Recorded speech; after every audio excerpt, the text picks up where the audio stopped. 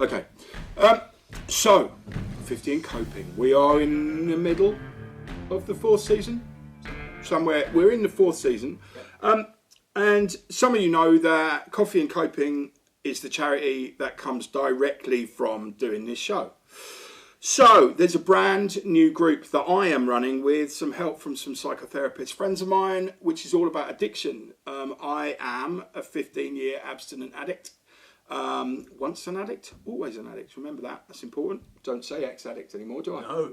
So, on the 29th of January, which is a Wednesday night, we are at St Mary's Church in Stansted Abbots, Hertfordshire, which is on the Hoddesdon Road. What we're doing between 5 and 6:30 is welcoming anyone who has either leanings into addiction, so you're worried about heavy use, you're worried about drinking too much, you're worried about somebody else who is an addict, or you are a full-blown addict and you identify as such and you need help. We are in a lucky position where we can genuinely front-face help. You know, we can make things happen. I'm a recovery worker for a charity that deals in addiction as well. So, 29th of January at 5 o'clock, St Mary the Virgin's Church, Hoddesdon Road. Now, today's show is a bit odd because it's to do with someone sporty, but in a very cool way. So, Charlie, nice to see you, mate. Hello. Now, Charlie, what do you do for a living? I'm very lucky to be able to teach skateboarding. You teach skateboarding? I do, yeah. Okay, now, we know each other kind of. Yeah. Because my child, Samuel, who is the other side of that camera, you started teaching him from nothing to now. Yeah, with the help of my colleagues. Yeah, with Josh, who's mad in such a great way. Yeah, I love Josh a bit. Right, we'll talk about Josh in a minute. Yeah, right, sure. But He'll love that. He'll love that. no, well, I think Josh is amazing because he can communicate with kids on a level because he breaks it down into bits they can chew and understand. Metaphorically speaking, you understand. Right, so Charlie, you are a professional skateboarder. Yeah, right. I'm going to say that because that's what it is. Yeah. It's still weird now. I saw your reaction on your face. Yeah, am I? Yeah. No. Okay. Yeah. So you skate for Black Death. No, Skateboards. Death Skateboards. Skateboards, No, yeah. I keep getting Black Death and Death Skateboards mixed up because your logo is the same as Black Death cigarettes that were when I was a kid. Yeah. And the they classic skull and crossbones. Yeah, and they used to burn the inside of your lungs out reassuringly. Excellent. Yeah, luckily they're banned and are no longer available in this country. So, the longest running skateboard team in the country. Yeah.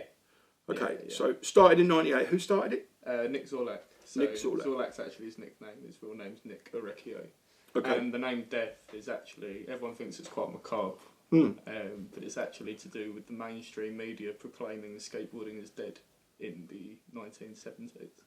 So, I did not know that. That's very cool. Yeah. Instead of just being edgy, there's a reason for it. Yeah. With Nick, there's always a reason behind everything. Okay, we have to speak to him. He's a great human being. It'd be great to have on here. Yeah, I will do exactly that. I think if I don't know him, so you'll have to set me up. Yeah, of course. Okay. So let's push you back in time because you're in your 30s now. Yeah, right? I'm 33 on Monday. On Monday, happy birthday, No, Charlie. thank Oh, my wife sent me a text going, "Oh, it's his birthday on Monday," and I went, "Whose?" Charlie's. I'm like, right, okay. So happy birthday. How does she know that? I have absolutely no idea. My wife knows all. The Oracle. Yes, the Oracle has spoken. Okay, so let's regress all the way back to what age did you start skateboarding? So, probably about 8 years old.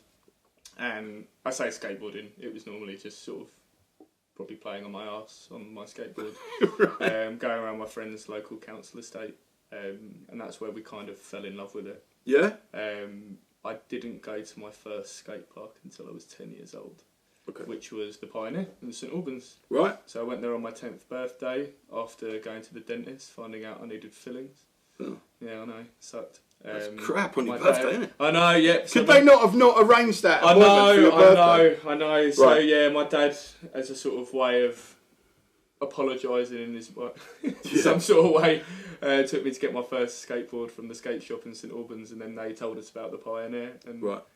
absolutely terrified walking through the doors, barely made it in because I'd never seen a skate park No. in the flesh. So yeah, I say I started at 8 years old, but realistically, 10 was when I first walk through the doors of a skate park. Right, so let's quantify that terrifying thing. I have walked into the Pioneer myself to be a spectator, right? But you walk in and there are these little bendy people who are very good at what they're doing, crashing round on these wooden ramps, right? Which is pretty terrifying if you're new. Yeah. And I one day will ask, well, Samuel's nodding, yeah, it was terrifying. So, okay, so you're 10 years old and you get into this now. At this point, have you got, like, what have you got? What's the board? Where are you at? At 10 years old, you've got a plank of wood with roller skate wheels on it? No. This was the skate shop really did a good job. Like back then, you could get complete skateboards that were probably about £100 or so. Yeah. Which to my dad sort of absolutely crapped his pants at the idea of spending £100 on his son for something you might give up in an instant. There is always that. Luckily, because I had a couple of years of skateboarding behind me, probably on like really bad quality skateboards, so you kind of knew I was going to stick at it. Yeah. So I kind of I had what was called a World Industries complete board, and so many other skateboarders of that era. So I started in the year 2000. Probably had the same board. So I had that, and the people there, even though they didn't work for the Pioneer, welcomed me in immediately. And from that day, that's where I knew I needed to be. Right. Okay, so how do you get from, and this is quite a big jump, but how do you get from a 10-year-old skateboarder to a professional skateboarder? What's the journey? So, mate, I wish I could tell you. Right, so there's obviously, is there an ideation of a disgruntled life? Is there something pushing you towards the freedom of skateboarding? For me, I was really lucky. I had a lot of friends. So I grew up in a town called Potters Bar, and around there, like, no one really skateboarded. That's because it's tremendously middle class. Yeah. And I can say I've lived there. Yeah, I was that middle class. Yeah, and we were sort of the other end. Like I came from like quite a working class background. Sort of. My mum was a hairdresser. My dad's a decorator. So it was very, my mum started opening up her own salon and stuff like that. And it was around the sort of first recession. My family lost their business. It was quite a struggle at home. Yeah. Trying to figure out if they could pay, I don't know, the telephone bill or anything like that. So it was like skateboarding for me was my escape from all of that. I was a kid, I didn't know what was going on. No. All I knew is there was internal struggle within the family, but they cared about us enough to try and keep us away from it. Yeah. But for me, being the oldest sibling, skateboarding was my escape. Okay. And where I could be to get away from it all. And my friends, who I'm still friends with to this day, have helped me out massively. I wouldn't be where I am without the support of my friends who, your friends are the family you can choose at the end of the day. That's it. I love to hear that because it just proves my point, right? So all of my thing is community, right? So whatever that community is, even if you have to separate it, then you do. Yeah. But that skateboard community was all about pushing people up than keeping them down. And that's one of the reasons why I'm really enamoured with my son doing just that as well. No matter where you go in the world, you've immediately got something in common with that other person. Be that if you go to, I don't know, the middle of nowhere in, let's just say Spain, there's someone that skates. You might not even speak the same language, but you do on a skateboard. Yeah, so you can say the same But for people that have nothing to do with it, it's seen as there's rebels or... Isn't it? There's a sort of nose turned up. Yeah, you know what I mean? For sure. With it being in the Olympics now, that's kind of it's definitely become a lot more ingrained into mainstream society. How do you is that to some degree a bad thing though? I miss being the black sheep, I guess. I was going to. I do, but for me, I look at it in that it's getting more kids into skateboarding. Yeah. And taking the stigma away. Which, because, it's all temporary. I can't be skateboarding forever. No. But it's another reason I do what I do is because I can, impart knowledge. Yeah. Charlie. That and, I'll have loads more skateboarders doing what I do. Yeah. What's the... Okay, so we're going to go back. So you're a teenager, you're supported up by your groups. How are you feeling as you're growing up, right? So there's poverty involved, but you're kind of shielded. There's a freedom that you get and a feeling of belonging from skateboarding. So how did you first find your way into it? Did somebody mentor you? How did you learn everything you needed to learn, or did you just do it? Yeah, I mean, I'm sure she won't mind me saying, but it's like, you know, I'm at home, you know, we've struggled with addiction ourselves. Yeah. You know, when people do suffer mental health problems. My mum did massively, losing her business. Yeah. She turned to drink, and you know that's something that us as a family have had to deal with for a long time. And the Pioneer, my dad used to take me there once or twice a week. You know, out the kindness of his heart, he'd just, you know, smoke a fag outside with a cup of tea, talk to the volunteers that worked there at the time, and just let me do my thing, which was wicked. There was a couple of people that worked or volunteered there that would help me out, but you know, it was everyone else there as well. Yeah. You know, it was, we kind of all learned from each other. It was great. I mean, that's... It's like, I know we keep coming back to community. It's like an instant community, isn't it? Oh, yeah. So you turn up and you're welcome straight away. And it's, you know, I always say that to the kid that comes to the door now that is absolutely terrified at the thought of it. Yeah. And you go, look, we all had to start somewhere, and we're all here for the same reason. We've all been in your shoes at some point. We're all here for the same reason, and it's to have a laugh. You know, I'm 33 almost. Yep. Still playing on a wooden toy. Like, what else would I want to do? This is great. Yeah, but also, I mean, there's an edge to that. There's a business involved in that as well. You know, it's not just you skating for the love of it. You know, you're skating. You probably won't say this because you're kind of a self-effacing guy. But what I have seen happen is the youngsters who come in, they trust you immediately. It's dangerous, isn't it? Yeah, well, you know, but as a parent, right, what I want to see is my child reacting to the people around him. And you and Josh both. When he walks in the room, you're like, hello, Samuel, you all right? How's it going? Blah, blah, blah. And everyone, and it's not just Samuel, you know, the other kids that with Jasper and some other kids around, Robin and all that. Everyone knows everyone. And they're chilled. They're great kids. Yeah. But the coup with this is the fact that because you have seen it and you have found an escape route out of away from some of your demons through skateboarding, right? That means that you have actual knowledge, life experience that you can then help other kids in that way get through. I mean, my child has to live with me, right? So there is trauma involved in that, right? So he's a great kid. He's turned out great. He has, which is through no fault of mine. But I think what I'm trying to get to is the fact that you building community from the ground up.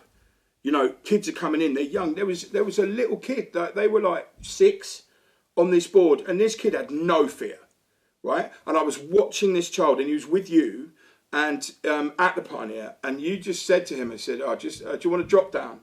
Right, which is where your skateboard's on the riding edge. Off the edge or something. Yeah. So and he was like, "Yeah, all right." And I could see in your face you're thinking, oh wow, he's a bit confident, but that's fine. But he just did it because there's no fear. But some kids are crippled with fear because it's in front of it. So have you learned how to deal with that? Because you dealt with it. You dealt with of course jumping off a cliff on a skateboard. Do you know what I mean? Some of those ramps are huge. Yeah, I mean, I say to the kids now, I'm like, they'll go, look, I'm scared, and I'm like, good. If you weren't scared, you'd be insane. It's a dangerous thing to do. Yeah. But, you know, you've got to weigh it up. Like, if you're confident you can do that, then give it a go. And I'm just here as your safety net to cheer you on. That's all I want to do. That's amazing. Yeah. Okay, so at what age did you start to see that there was potential for work? It wasn't until I was probably about 19 or 20. Right. So my friend Alex, who I think you've met as well, so he was... he's the owner of ABC Skateboarding, so it's his company. And we both did it part-time because I was at university and I had a part-time job as well. So we were only doing it like once or twice a week just to sort of do something on the side and, you know, do a good thing for skateboarding. Yeah. So it was almost like a bit of pocket money for us and to keep me going through university and all of that. Yeah. So... it wasn't until a few years later, once I'd graduated, tried my luck at some jobs that I hated. What degree did you do? Criminology. Oh, hello. Yeah, so before I did this, I used to help charities in Pentonville Prison. Oh, amazing. With education and stuff like that. So yeah, fast forward a few years, we were getting busier and busier. And then Alex went, I think, you know, we're going to have to try and take a bit of leap of faith here and really give it a go. Right. And I had nothing else to lose, so I thought, you know what, have it. Let's go for it. And it took him a while to sort of twist my arm on it, but it's the best thing I ever did. Right. Was the skateboarding going anywhere else? Were you doing competitions and stuff like that? When I was younger, yeah. But that sort of skateboarding, like competitions and stuff, was never really my bag. I liked doing video projects with my friends. It sort of reminded me of why I started as a kid. You know, just videoing each other, skating around, going to certain skate spots, jumping off stuff, and watching a project come together over a period of time and making these films. That's what I loved, because you had something to look forward to at the end of it. Yeah, it wasn't that instant gratification, and competitions reminded me way too much of traditional sports and winning and losing. And school. Yeah. I like school, but you know. But it's that. Yeah. Okay. I just more looked forward to skateboarding after school. Yeah, I guess the reason I was asking whether that was a potential money-earning opportunity. Yeah, it is, and I've got a few friends in the competition circuit now, and you know they do make a living from that. And has that boomed? Sorry. No, you crack on. Has that boomed since the Olympics? Recently, since the Olympics? Yeah. Big time. Yeah. Is Skateboarding's got a governing body now. Right. For the first time in ages. Is that good? Is that a good thing? It's another thing that sounds like it's good. I mean, it's an opinion. It differs throughout so many skateboarders in the UK. I'm sort of on the fence about it. Right. Only because I do my thing. Like skateboarding, you know, I've got my own little love for skateboarding in that way. Yeah. But it's creating better communication within skateboarding and local councils that want to build new skate parks. Do they come to you guys and ask about it? I was going to talk about so you know, parks, at the Ware Priory, we do lessons down there, so that's all on behalf of the council. Yeah. That's cool. We never sort of guerrilla it up and just turn up at an outdoor skate park and ruin everyone's time. You know, it's all done through the chain of command. Yes, how it has to be. I too am dealing with Ware Town Council at this moment. Oh, amazing. Yes. So let's hope that doesn't go wrong. That's all I'm saying. Sure it'll be fine. No, it's fine. If a bunch of skateboarders can do it, you can do it. Yeah. Well, I think a bunch of skateboarders oh my God. I think a bunch of skateboarders got a better clue about life than I have right now. What I want to look at as well is, you said to me when we were talking, I think it was here on the phone, and you said, I was just no good at anything else, and this is what I'm good at. And I think that statement, for you to have the confidence, even though half joking, you have the confidence to say it's the only thing I was good at. There's a self-belief there, there's a grounding, which means it gives you a bit of energy, knowing that you can do this. I think it's important to be modest and admit what you're bad at. Oh yeah. I've only just recently. Yeah, everyone's got a healthy amount of insecurities about themselves. You'd be a right arsehole if you didn't. Yeah. And wasn't I just? Yeah.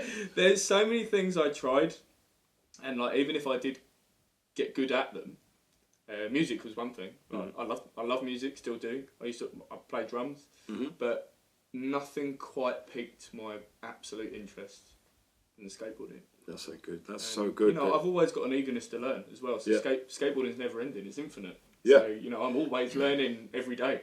And it's a lesson, isn't it? If you can do something you love for a living, well, that's... Oh, it's not been easy, but you know, I'm sure. We're getting there. We're getting there. So, okay, so where does you skate for a team? Yeah. But yet the competition side wasn't important. So what's the benefits of being part of that team?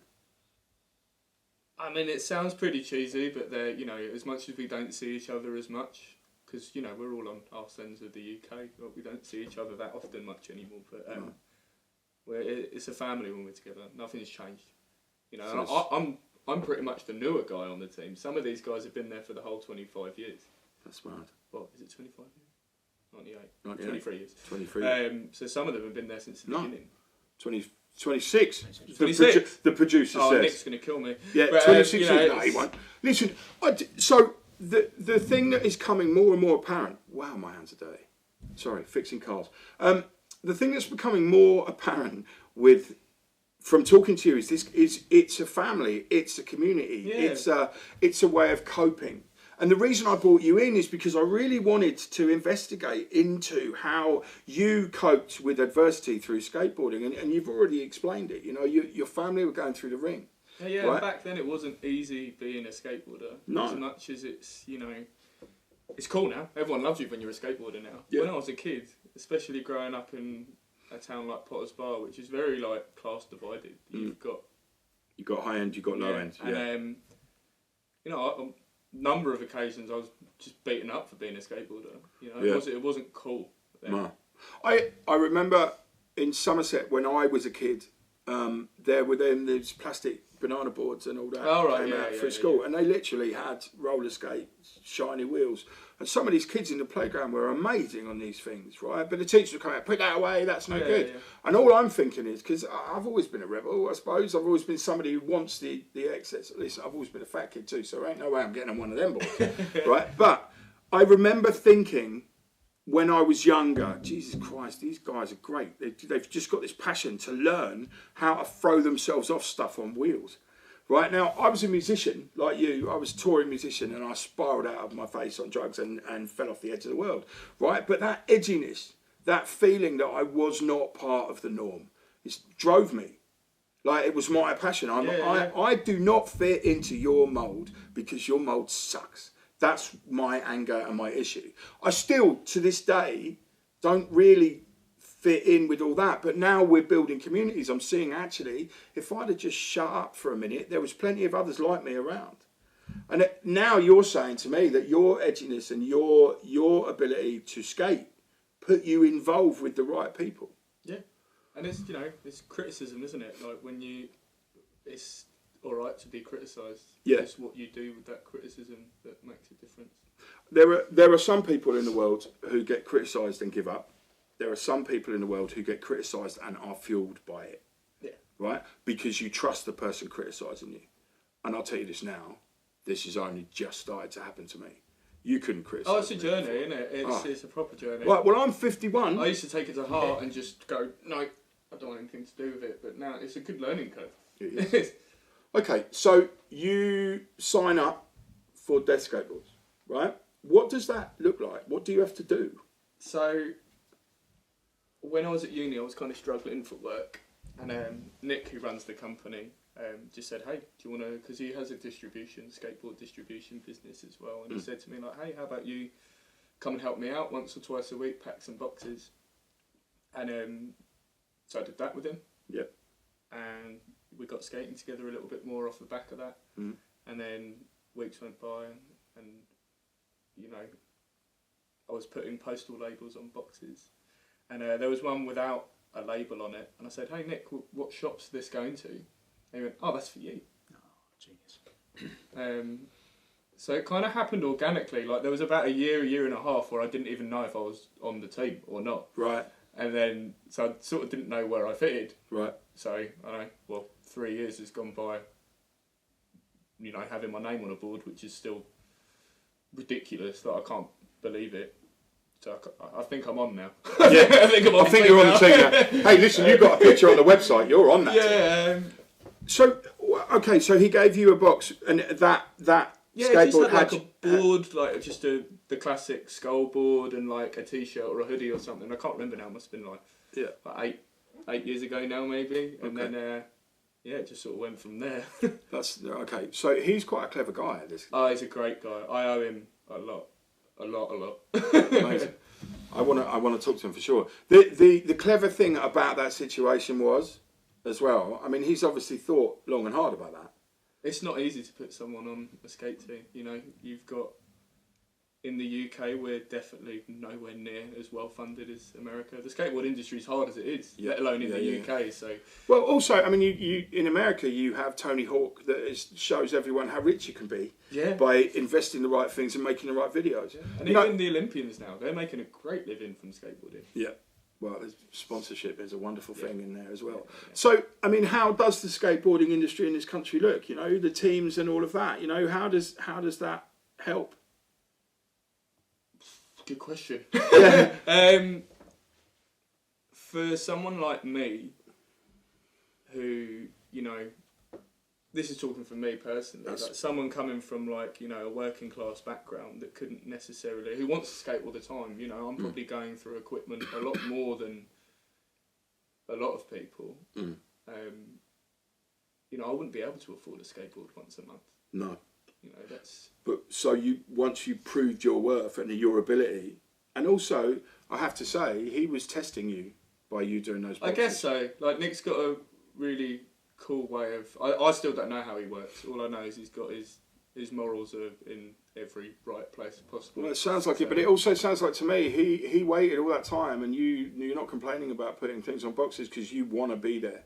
So he's seen that, and he's taken that and gone, oh no, I'm having this guy. As much as I'd hate to admit, I was probably holding out on Nick asking me for a long time. Yeah. I can say that now.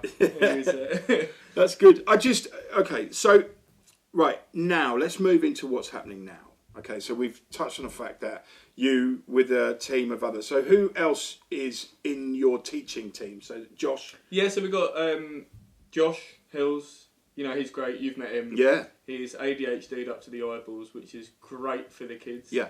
The kids immediately connect with him. He's got that sort of, I like to call it the innocent, childlike behaviour that, we kind of all lose becoming adults, most of us anyway. But he's kind of maintained that. It's great. And then we've got Alex, who's the owner of ABC, who's been my best friend since I've, been to a skate park. Yeah.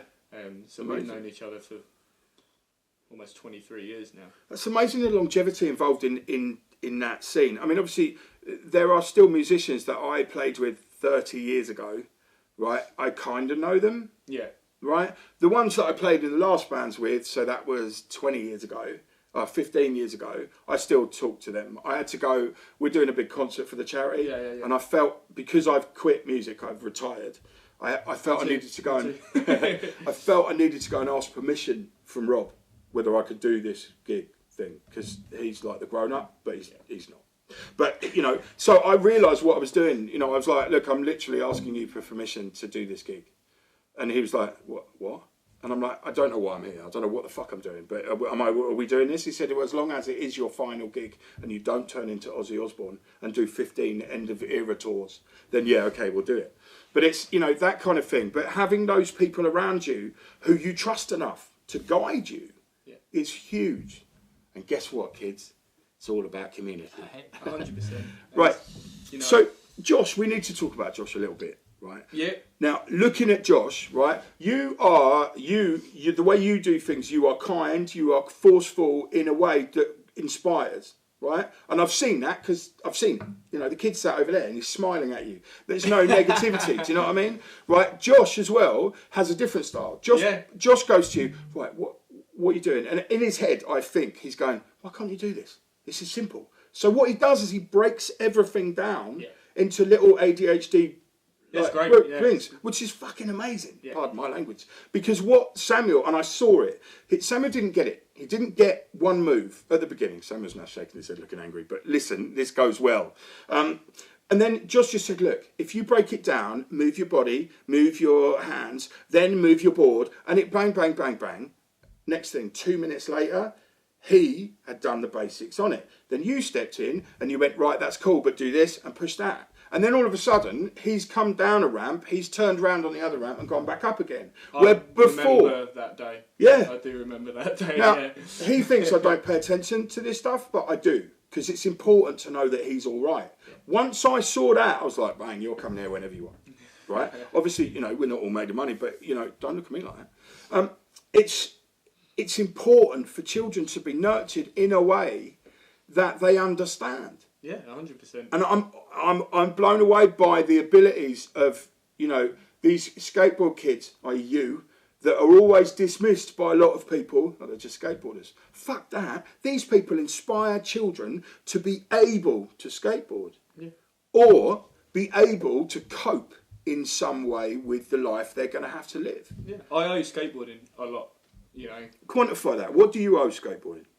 If you had, everything, if skateboard had been taken away from you, would where would you be? Probably not here. Okay. Skateboarding's given me my friends. Yeah. Better relationship with my family. A career. Yeah. And a meaning. So me teaching the kids is almost my way of trying to pay back to skateboarding and how much it's given me. That's amazing. So I always say, you know, skateboarding owes you shit. Mm. You know, it's not about what you can get from skateboarding, it's about what you can give to it. Do you know, and it sounds so silly, but I completely and utterly relate, right? When we started this charity, this was just some joke. I walked into we were having a meeting down in George's old studio, and I walked in with a coffee cup, and I went, yeah, we're going to do something called Coffee and Coping, and it's going to be drop-ins, and people come talk to us, and they all went, yeah, all right, Tim, whatever. But now, we've got a charity number, we're there and doing all that. You know, the ability to... So I've lost my train of thought completely. But the reason that we managed to get where we're going is because the people around us, facilitate our craziness. Yeah, of course. But also can help limit us. Lee, arguably my best friend on this, he is seen as the normal one. Right, the straight one, right? He's more wild out than I am, right? But he lives in a world that's regimented. I don't do that. I haven't had a set of rules to live by until that was born. That child over there.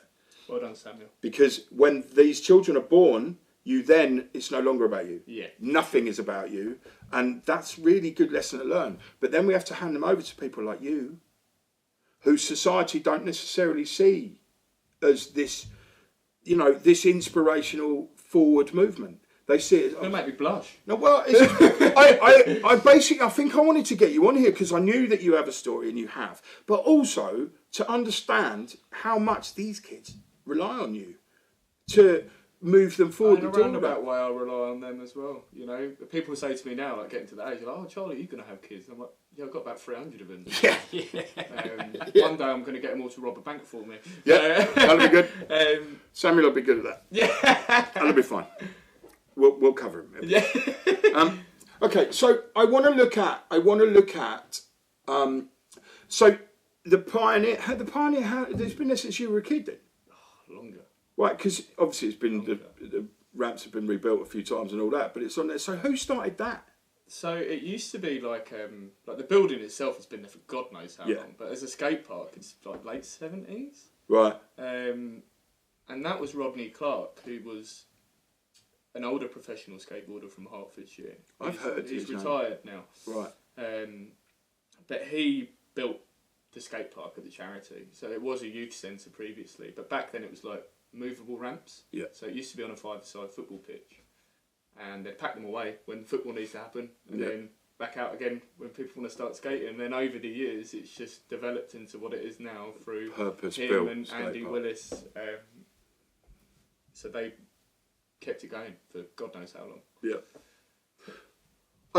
Going in there though, it's impressive because you've not been there, but we'll take you. Okay.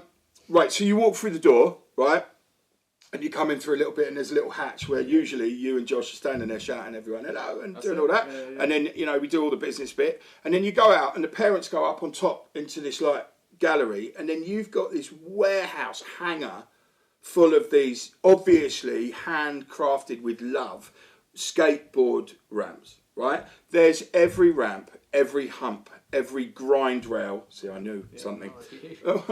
I read a book once, right? But also, you walk through the door and it's not, to an adult, right? The intimidation is not the room and it's not the people. Is my kid going to hurt themselves? Oh, God, yeah. Once you realise that with all that pad business and the helmet and you guys channeling them in the right direction, everyone's safe. Yeah. And that building, I know this will sound really wank, but that building gives off an air of safety. Oh yeah, it looks like a piece of crap, but it's, for some reason it's home. But, I mean, my only thing, I did a show many years ago called Skate and Create, and that was at Boseline House. Oh right, in Stevenage. Yeah, I know it very well. And they needed to raise some money, and I said, all right, I'll do it. And I had... where the hell was I? I had the tattoo shop in Hertford, so this is years ago, and they had the movable things, and they did all that, and I'm like, oh come on. So man. Dave, who rides for death, he's been prone on death for years and years and years. Yeah. He's a vert skater. He's in his 50s now. Yeah. And he's got some amazing photos of Boseline and skate park. Well, look, when they put the outside skate park in and all of that was great. But then there was a point where the inside, I can't really remember because I was off my tits. No. Right, but there was a purpose-built inside piece. amazing. And the grommets from Vans came and skated it. Right, amazing. Because Yeah, Christian, the guy who ran all that, was a friend of mine, and I just phoned him up and said, you know the bendy little people that you pay, can you bring them to us? And he went, yeah, what for? And I said, skate show. Where? Stevenage. He went, what?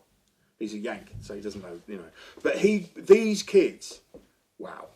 They were in the team for Vans shoes. They were called the Grommets. They came and just skated the crap out of everything, right? And then one of the kids just turned around and said, who the hell needs to tell you people that you've got to just have a place? You've got to do it, and it's got to be stable, and you can't just bring all this shit in and out. You've got to do it. And these are little kids telling us what we need. And I just thought, you know what, fucking hell, that's amazing. They're right. Yeah, well, that's right. it. And then all of a sudden there was this big surge, and the council, I think Boseline was the first area around here where the council actually facilitated a skate park. And the Pioneer as well is the oldest UK indoor skate park. That's cool. Which is crazy. What keeps you skating now? I still love it. Yeah. I still love it. My body's slowly, breaking. No, I've got loads of years left in me. You have. And you see people in their 50s still killing it. But, yeah. I keep skating, one, because I love it more than anything in the world, and I owe skateboarding now. I've got the kids to teach. Yeah. I have to. That's what I want to do, and I've got a lot more years of owing skateboarding what it's given me. What's missing? What's missing from the world of skateboarding that it really needs? Like, so if somebody came along with a big pot of money, what would need to be bought? What would need to be provided? Or have you got what you need? We need more places for kids to feel at home. Yeah. It's... Do you know what? People like me as well, that are getting older. I want a place to go as well. Because my problem is, right, so in Hertford, the skate park in Hartham, right, is... the nicest way possible, it's shit. Yeah, and also is a focus for drug dealers and arseholes and people who rob kids. So that just accentuates the negative connotations attached to it. Yeah. And it's, but with outdoor skate parks, it's always going to be that central hub for people to just hang out. Yeah. But the more people that go and skate there, and it clearly becomes a place where it's not for that crap where you can deal drugs or... Yeah. I mean, speaking to somebody who's taken a lot of drugs over the years, they're a place for drug dealers, but around kids is not fucking one of them. No. Right? And I've been quite, how do you put this without being arrested? Yes, I've been quite forceful and forthright about the fact that when I've seen that happen, I've dealt with it. Yeah. Right? Because I fucking hate it. Right? So, yes, fine, you've got this skate park delivered, beautiful, but nobody talked to anyone about skating, making that park in Hertford. I just don't believe they did, because fuck off. Well, even if they did, they didn't deliver what they wanted. That's for sure. So, So if we were to smash all that up, right, and we brought in some consultants, people who were skating. I'd love to, yeah. I mean, is that a project we could look at? Yeah. Because I was thinking about this. I haven't even vocalised anything. The way I have seen other children in groups flourish because they are given the freedom to express themselves on a skateboard. Or whatever they want to do at the skate park, be it like on your BMX, skateboard, skateboard, and those little, what are they called, scooters, right, there you are. Also, the other thing that goes hand in hand with skateboarding is graffiti. Yeah. Right, so there's a lot of tagging and all of that. Now, at that Skate and Create show, I had Simon Underground from Underground Music, who's a friend of mine he's local, he's in Ware. He came and got some of his graffiti artists who do the album covers and all that to come up, and they had all these boards set up round, and the kids were spray painting and doing all that. Wicked. Again, expressing freedom. So I think what we need to do is look into more things that accentuate children's freedom to be children, 100%. that then can be more widespread, calm adults. Because if you've got a focus, then you learn that focus is good. Yeah. And it's mental health comes for all of us one way or another. Yeah. And I wouldn't go as far to say that skateboarding is a cure to anything bad happening to you. No. But fuck me, it's a good distraction. Yeah. You've said basically without skateboarding now, then maybe there's a possibility. I always say to people, skateboarding saved and ruined my life at the same time. That's a quantifiable thing. I mean, music for me, I thought music was that for me. So obviously with the bands and all that, and to a certain degree, it did give me a focus with all that. But also, I bought into the bullshit. That's the trouble, It's very easy to. But also, you look at people like Ben Margera as well, man. He's in all kinds of trouble, with not just with the law, but with himself. Yeah. It's mainly because he had all that, and the fame went to his head, and then he popped because he had all this freedom. But there's going to be some exceptions to this rule, right? It's important to not be and feel like you're at the top. Yeah. When all this happened to me, and Nick gave me my own board when I was a kid, the professional skateboarder was out of reach. You'd do anything to be in the same space as these guys. I remember going to demos when I was a kid at PlayStation. I was talking to your colleague about it earlier in London, and you'd see Tony Hawk, Kenny Anderson, like all of these amazing skateboarders. Unattainable people. Yeah, like you'd be like in awe of being in the same space as these people. But I'm still a skateboarder. Yeah. I'm nowhere near a big deal. But it's like I want the kids to know that at the end of the day, I still want to skate with them. Yeah. I don't give a crap who the hell people think I am. I'm still a skateboarder. I still go down the local skate park and skate with the kids because that's how I want it. Well, I mean, the first time I saw you was at Ware Skate Park. Yeah. And you were just skating around, and you were with your friends.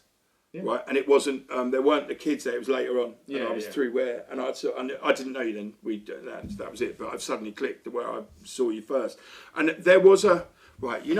This would probably annoy you a bit. No, that's all right. right. You know the bit in Point Break with Keanu Reeves, right, where they're all swimming in this group, and they also they're territorial. These skateboarders, you guys, surfers, you guys aren't that. No. You guys are. There's a new kid. He's sat there. He's looking miserable. And I saw it happen. It's like there was a teenager sat on the side and it was away. And I was looking. I was thinking, okay. And when you register things, what I saw was this group of people, 3 or 4 of you, went over to this kid. And I don't think you knew him because you're like, I heard someone say, well, what's the matter? Where you going? Yeah. And he couldn't do something that you guys could. Right? And one of you, and I don't know who because it was getting dark, was saying, right, this is how you do it, took it through. And then you swallowed him whole. This kid was then part of you for that time. It's important to do that, because, we were talking about, trouble happening at the skate park. Yeah. You need more skateboarders. If we can create more by just, giving someone a bit of help. Yeah. If you look at it this way, right, in every organisation there are a few bad seeds, right? But with the whole skateboarding ethos and things going on at the moment, I've not seen any negative things happen in the skate park. Like with you guys, like the Pioneer, definitely not, because it's all kids and all that. But out in Ware Skate Park, Ware can be pretty fruity, right? There are some pretty shit people. You wouldn't think it, but yeah. But then you see that skate park, which is next to the swimming pool, and in this big park, you'd think, oh, do I want my kid to skate there? Fuck yes, you do, because I've seen it. My kid does skate there, and they make a point of it. Slowly going away now when they realise, There's a group of you there that protect that, right? You protect it. I don't know whether you're aware of it, but when you're in that skate park is yours collectively. So you're the only people that's going to take care of it. So right. That's the other thing, right? Because you respect the place, the ability, what's going on. You can swallow people whole who need help. You need to protect that area and make sure that people don't shit it and fuck it up and stick needles on it. You say it to the younger people. You always say, like, look, this has been given to us. Yeah. When I was younger, nothing was. God, if you got a skate park, you'd take care of it. You'd make sure it's a safe place for people to come to. Yeah. And you've got to relay that message. Yeah. You have to. What inside yourself, right? There's got to be a drive. There's got to be something that fuels your soul to do the teaching that you do. Is there something that maybe you were looking for when you were younger that now you can provide? Is that? I mean, I know that's going a bit deep. No. I think I consider myself really lucky to be able to have found something that I love doing. Yeah. And if I can make one kid out of a class of, 20 feel the same way about skateboarding than I do, I know I've done my job right. Yeah. So it is literally imparting your knowledge and making sure these kids get on it. Yeah, for sure. And I'm a nervous human being anyway. Like right. when it's completely off topic, but when Nick asked me or told me that he wanted to give me a board, I said no. Right. You know. Was that a SelfWorth thing? And he said, think about it. And yeah, for sure, because it's arguably like the pinnacle of skateboarding. Yeah, exactly that. And I said no, because I thought I'd be putting unneeded pressure on myself every time I went skateboarding, to try and be better, I guess, in that way. And, Can I clarify something? Though? Yeah, of course. Did he give you that board with your name on it because you fucking deserved it, but you couldn't take that because you weren't there mentally? I wish I could tell you, but a few weeks went by, and he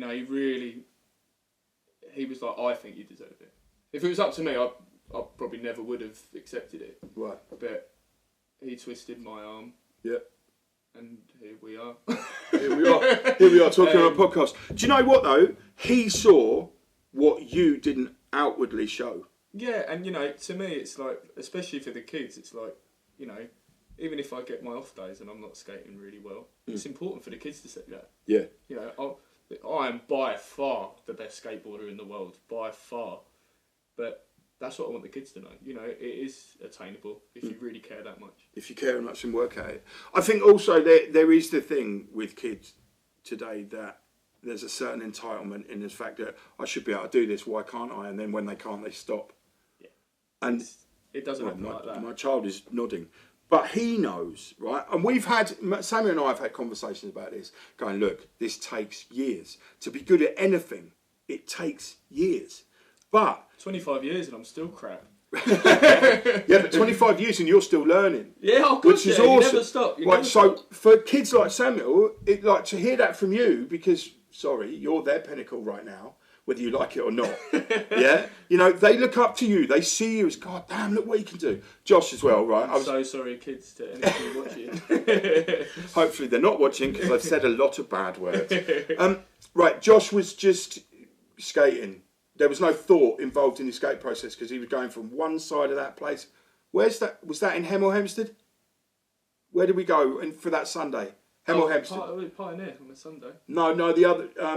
It's not the Pioneer. Oh, it must be the XE. Yeah, the XE. That's where I asked you to do this. Right, he was like, and it's a big old place, that XE. Yeah. So he was just on his board, right? And you think, he's just going for that. And then he flipped 3 times. Yeah. He jumped off and did this other thing. Then he went down this ramp and came back up and around. And I'm thinking, how the fuck do you do that?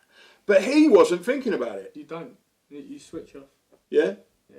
You find your skate place. Because you're so hyper-focused on what you're doing, it is such a good thing to do, because you completely switch off when you're in that moment, and you know what, that's all that matters. Yeah, that's literally all that matters. As long as you're having fun with it, that's all that matters. Same as anyone doing their art, isn't it? It's a passion. And with anything that people care about, it really is just, no matter what you're into, whether that's a guitarist, whether they just go off you go. Give us 8 bars of solo, and away they go. Yeah. I think it's so important as well that to understand the process is not immediate. You play a computer game, right? It doesn't really matter whether you're shit or not. You just reload or respawn or whatever the kids say these days, right? If you're on a skateboard and you fall off, you're going to have to fall off 3 or 4 times before you realise, oh, wait a minute, I've done it. Yeah. Right? But then you still know that, I've done this. Then there's 7,482 tricks left, right? Before I'm competent. And then after that, we might get to about a higher plane. Oh, it's infinity. Yeah. Honestly, it really is. Skateboarding is infinite. It really is. Like, you never stop learning. I learn off other people as well. Yeah. Like, I have things where I'm like, no idea how to do that. Do you not tell anyone what it is? No, of course I will. There's so much stuff I'm bad at, and I learn off my friends still, and that's what's so great about skating. You see, community mind, hive mind, now called hind because I can't speak. I think if you've got a situation where you know that there's always more to learn, then you don't really have to stop. I think, like playing guitar, you ask Slash from Guns N' Roses, love him or hate him. He's definitely played guitar for more than 5 minutes. Yeah. Sure. Do you know what? And he still practices for 4 hours a day, right? And still goes to sell out stadiums. It's very annoying. I just think that the most important message that we would like to give out, or I would like to give out from this, is there are people to trust. There are adults who will look after you, right? But also make sure that the adults who are taking, the glory and the limelight are actually good enough to know, right, that they can help these kids. Because there's a lot of charlatans in the world, and I can tell you, you and Josh and all the people around there are not that. You're the real deal, and that's why I asked you to come on. So, look, thank you so much for doing it. No, my pleasure. The only thing I did want to say as well is you are not the person I thought you were either, and that's not a negative. Oh, really? Right? Because when you see you with the kids, you are in your zone. You know where you're going. You know what you're doing. You're completely confident. We call it teaching mode. Yeah. Teaching mode. I'm in teaching mode. Yeah. That's beautiful. But here you're vulnerable. Yeah, there's a little bit of, okay, I'm not sure whether I'm all right. And then now I'm in good company. Yeah, I hope you know that you're all right. But, that vulnerability as well suggests the care level you have to mask up to do the teaching. Yeah. Because you have to be a different human being. Yeah, of course you do. Yeah, that's fantastic. Right, listen, I'm really sorry, but we've run out of time, which always happens. No, of course. So that's it. Right, look. 50 in coping. Where do kids go to learn to skate? So the Pioneer in St Albans. Yeah. So I teach through a company called ABC Skateboarding. That's all on Instagram and all whatnot. You've got the Pioneer in St Albans, where I grew up skateboarding. That's still there to this day. So I'm the skatepark manager there now, which is cool. Yeah. That's if you want to have a skate, come by and we'll have a skate. What we'll do is in the doobly-doo underneath, we'll write up where your Instagram is and all the details. And any adults that want to get into it, I teach adults. And it's great. No thanks. It's great. I'm broken as it is. I do want to say that I think it's important for children to have a focus and be allowed to flourish in a safe environment. If you see skateboarding as edgy and dangerous, it is. But it's also being taught in such a way where you overcome that. And as a child growing up, that gives you coping mechanisms that when you do get to 50 and you do want to be coping with a question mark at the end of it, you will probably find your way a lot easier. Thank you very much. We'll see you next time.